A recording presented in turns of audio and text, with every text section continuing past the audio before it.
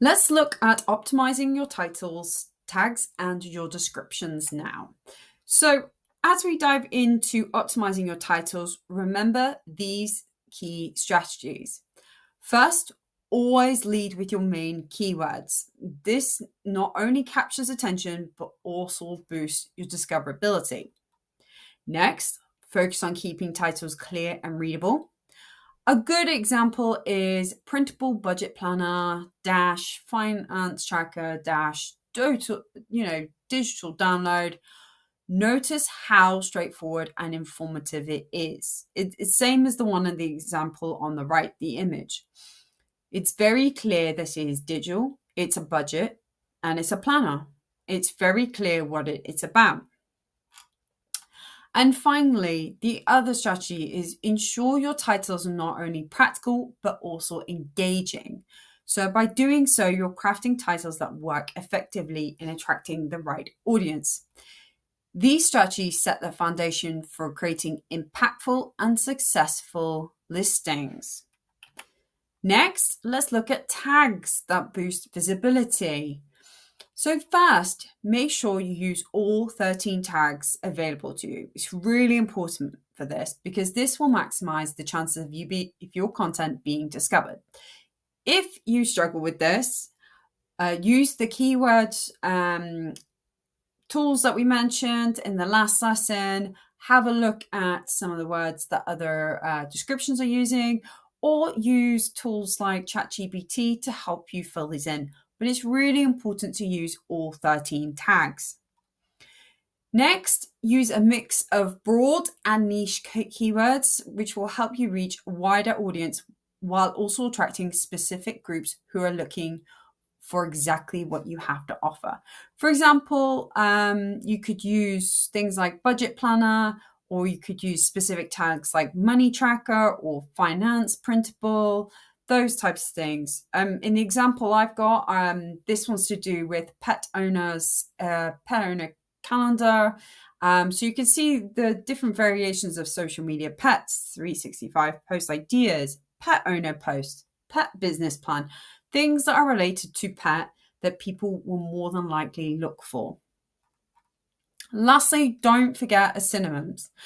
They can expand your reach even further by capturing different search terms that potentially customers might use.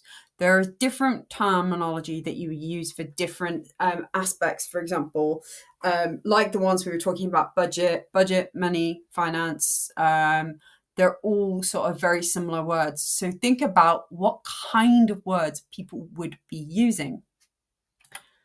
And descriptions. First, aim to write clearly. This means using plain English, so avoid complicated words or phrases or anything like that.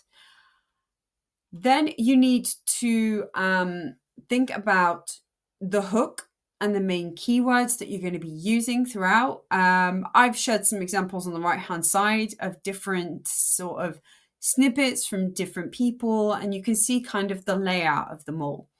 They're starting with the hook, then they're talking using the main keywords in a sentence. Then you talk about the benefits. People want to know why I want this product. What am I going to use this for? Then explain what's included. So that's the point where they've understood what it's about. They're interested. What's included? Keep going down. Then include like a mini FAQ. So this is where, for example, I think in the the bottom right corner, you'll see that where it says, how does it work? That is a very common question that a lot of people will ask. And you can also include like what file type it is, what tools they need to open the documents, that type of thing. You need to basically provide everyone the answers that they need through your description. So it's really important to include as much detail as possible in this as well. Explain if it's for personal use, the digital products, or they can sell them. Include all the information, because if, for example, somebody buys something from you and it's not clear that it doesn't include this, or, it's this particular file, but it wasn't explained in the description, this is how it will lead to poor customer service. So it's really important to think about the structure of your description, and making sure that you are clear in what you are selling and they know what they're buying from you as well. So spend some time looking at your Etsy listings currently, if you've got them, or just make some notes of this. So think about the titles, think about the keywords you'd use in your titles, look at the types, the tags, the various types of phrases that people would use. So use autocorrect on Etsy, look at your descriptions, do a screenshot, write this down however you want to do it. But this is basically the structure for all of your descriptions. I'd write this down. I have this as a prompt for ChatGPT to help me write it out, and I describe what it is that I'm selling. So it's always useful to use tools like that to help you write the descriptions if you don't have the time to do them. And it's really useful as well because it will help you fill out all these aspects very quick and easy.